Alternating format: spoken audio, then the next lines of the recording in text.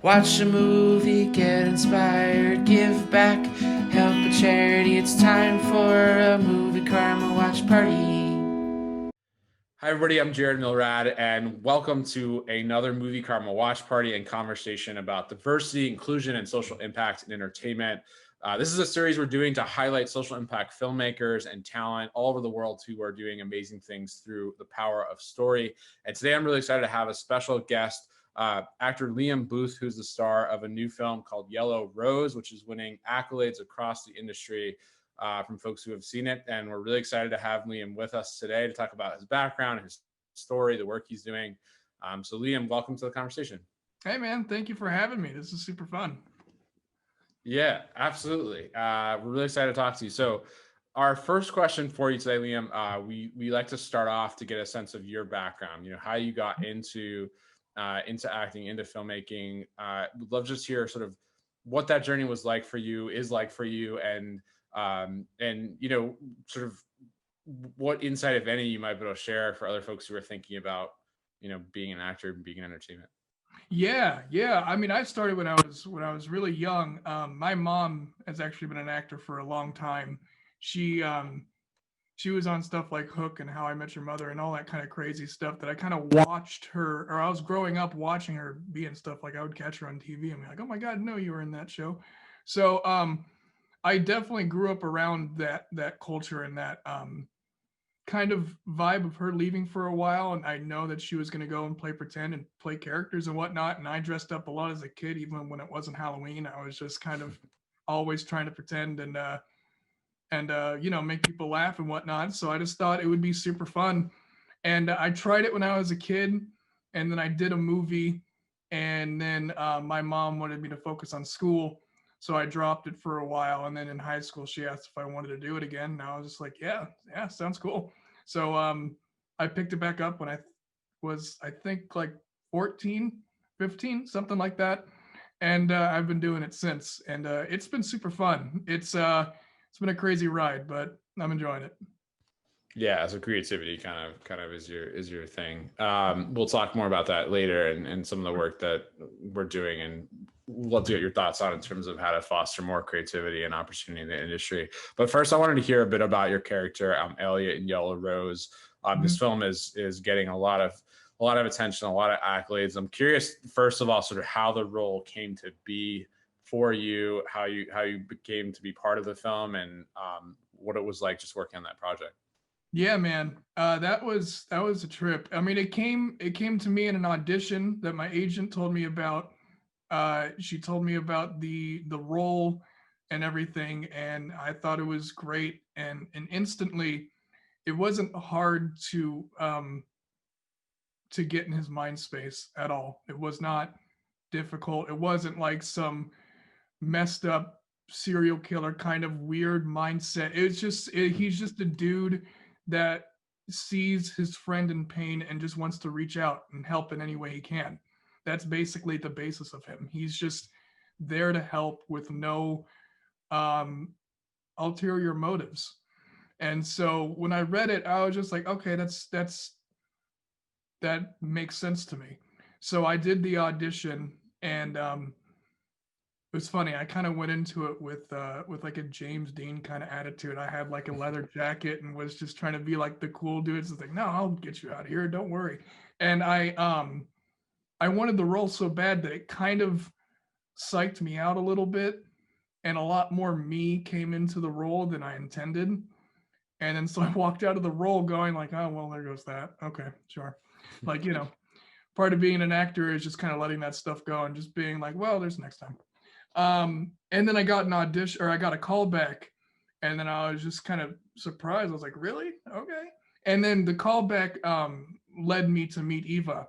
And thankfully, she was super down to earth and really easy to talk to. So um, it quickly changed from like meeting her to two friends just doing a scene. And so that was super fun and relaxing. And we just kind of bounced off each other. And so I left that audition going, well, if I didn't get it, I know it wasn't because I messed anything up. I feel like that was really strong. And then a couple of days later, my agent called while I was while I was working at my retail job saying that I got it. And I was just kind of like, great, when can I get out of here? That's so awesome. We noticed that you kept your retail job, if I understand correctly, after booking the role, which Yeah. I thought was, I'm sure will speak to a lot of actors and a lot of people trying to make it in the industry. What was Yeah. that like, shooting this film, which, I mean, who knows what's going to happen with any film, but I'm sure Mhm. you may have thought this could go somewhere. And also keeping your job. What was that juggle like for you? It was hard. It was I was actually prepared to quit, not because I was just like, I'm starring in a movie, I don't need this kind of job. I just literally couldn't be there at work. It was such a tight schedule that I really only had weekends off, if that. And so I was going to my manager just saying like, hey man, listen, I got this role. This is a really great project. Um, and the smart thing that I did that I will do in the future is I made it apparent that I'm pursuing this career as my primary objective. Like I said, I'll work any day of the week. I'll do whatever you want. But when I have an audition, I mean, for lack of better terms, I'm not asking if I can go. I'm letting you know I'm not going to be here. So I'm full on going into this career, and I will work around or recover anything that I've missed when I do these auditions, but that's what I'm doing. So he kind of knew that from the get-go. So I feel like he knew the conversation was coming. Um, but I mean, I liked working there. Everyone there was super cool. I felt I was decent enough at my job that they were just like, oh, thank God he's leaving. So um, I I told him that I'm doing this role, and he said, "Oh, okay. Do you have weekends off?" And I said, "Yeah." And he just said, "You can just work that." And I was like, "Oh my god, great!" And the reason why I kept it is because um, I don't really think. I mean, it's not to downplay the role or the project at all. I think this is an amazing project with a great role, and the small part of me was just like, I don't want to throw I basically my motto for this kind of acting stuff for anybody that's trying to do this is um keep pursuing your passion and keep doing what you love to do, but always have like a job or something to fall back on. Like you can't just throw caution to the wind at the first opportunity you get, because A, the project might not go somewhere, or B, that'll just be the role until you get the next role in a couple of years and you need to pay rent. So I always made sure that I had something on the pipeline to do until the acting thing became consistent enough to where it consistently made more money than my retail job, and then that's when I thought I could let it go. Um, but yeah, so when I was working at I worked at Men's Warehouse. I set up like funerals and weddings and proms Oh and wow. whatnot, rentals. So when that happened, I just said, look, I'd love to work here. I just I need to do this, but if you can let me do both, then let's do it.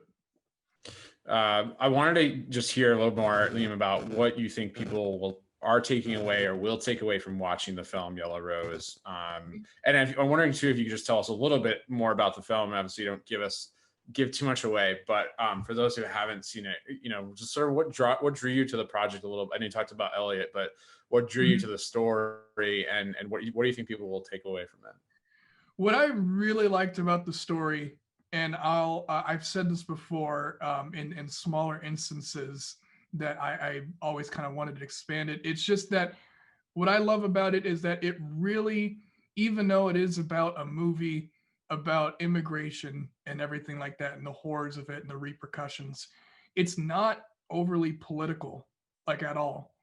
To me, at least, I think it's great just because it really, if you really think about it, you can leave the politics at the door and just watch this movie about a girl that is stuck in between worlds and is just trying to find herself, and she uses her friends and music and all that stuff to find her path. And it's not so like, you know, this side is bad, this side is terrible. it's not focused on that so harshly that it's beating you over the head. It's just about a story about a girl trying to find her way, and that's what I really connected with when I read it. Yeah, I think the film really humanizes the part of the immigration story that you're talking about, where we kind of Hmm. hear these like political footballs, right? Of sort of, Hmm. are you for or against, and how many people should Yeah, be allowed in the country, and who should be allowed in the country. But it really yeah, humanizes in a really tangible way the people behind yeah, those political footballs. yeah, exactly. Um, one thing we ask folks a lot about, Liam, is, and talk a lot about, is privilege, and how, notion of what privilege is in the industry can affect the numbers and types of roles that folks get, the numbers of opportunities they get, whether Mhm. that's in terms of gender or sexual orientation, age, etc., race. Have you given thought to that, especially as we're having a conversation now as an industry around inclusion, diversity, and equity, and how do Mhm. we change systems to provide more opportunity, particularly given the nature, the subject matter of the film, Yellow Mhm. Rose. I'm wondering if you've given thought to some of the changes that are afoot, or changes you'd like to see in the industry to create more opportunity for folks. Yeah, no, for sure, man. I think that we are starting to see a change in that, like for sure. I mean, movies such as Black Panther and Parasite and even Yellow Rose, they have such a diverse cast, and people in Hollywood are starting to take notice of it, and not only take notice, but to praise it and to give it awards and to encourage that kind of culture. And I think it's great. I think it's literally just um people realizing that everyone has stories, and I think it's awesome. Yeah, I mean, do you think that, you mentioned Yellow Rose? I mean, do you think that, given it's a really a film about a Filipino American with a female lead and diverse Hmm. cast, as you said, touching on issues like immigration, was there Hmm. any hesitancy in your mind, or people that you talked to about the film as you were going into working on the project, where folks said, well, maybe this, maybe this won't be successful, or sort of casting doubt on it because it had some of those subject matters in it? No, I never really thought that.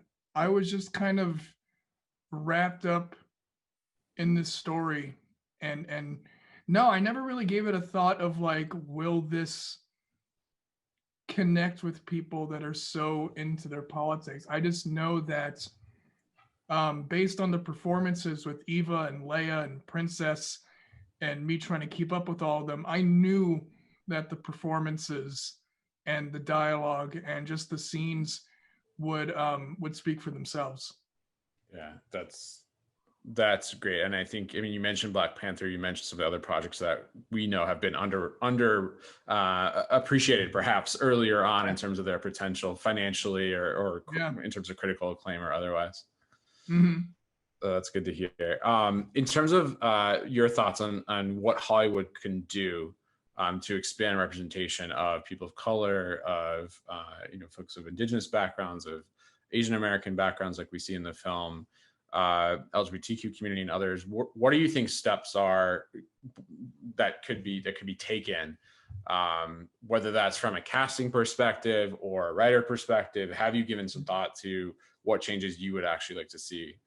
Yeah, I mean, I think it would be great if we just get more diverse people, not only in front of the camera, but behind it, like producing, directing, writing, all that kind of stuff. I don't think it necessarily has to isolate um, just someone performing. I think that, like I said, all kinds of people can tell stories, and it doesn't matter really where they come from, or who they look like.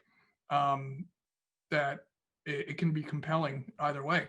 And I also think that it is. I have seen this a little bit, but I would really like to see whenever I see an audition, either for myself or I just happen to see an audition on the internet or whatever, um, it shows like the description of the character personality wise, and they're either, whatever they might be. It's like a really cool personality. This kid might be super nice, super mean, whatever.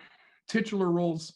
Um, uh, and some of them say like open ethnicity, which I think is dope. I think they should have more stuff like that where it's like they have a really great personality. You're gonna root for this kid, and it's open ethnicity, so literally anybody can play them. It doesn't. There's no restrictions. You just have to kill the audition, and that's it.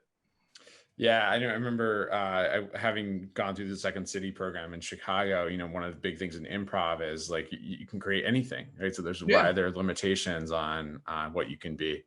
Yeah, and I think I mean that doesn't only have to be the route. I think there definitely is a route where the ethnicity or the religion or the sexuality can tie into the story, can tie into the background, and project or propel the story in a certain way. I think there's definitely room for that, but I think there's also room for both, for stories that are driven from the character's background and stories that are driven for characters that happen to look different, or not Right. different, but just not look like the average Hollywood kind of thing. Right, that it's sort of all of the above. It's not just one. Exactly. Yeah. One solution. Hey everybody, I'm Jared Milrad, the founder of Movie Karma. Thanks so much for stopping by our page. Make sure to like, subscribe, and share this channel with your friends and family so we can continue to transform entertainment into action.